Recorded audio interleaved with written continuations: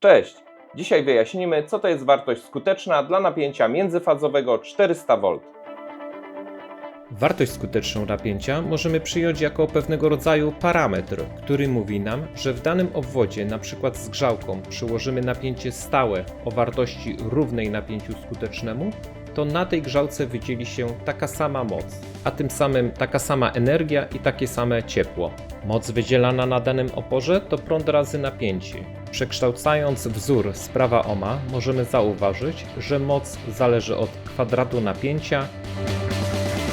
Wartość skuteczna napięcia nazywana jest również VRMS od słów root mean square, czyli inaczej jest to pierwiastek z wartości średniej kwadratowej napięcia.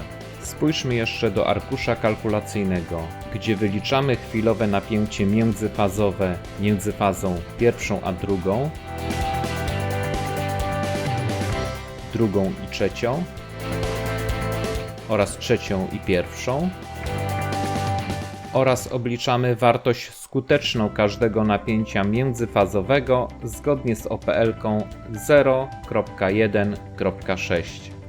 Wartość skuteczna napięcia międzyfazowego wynosi oczywiście prawie 400 V.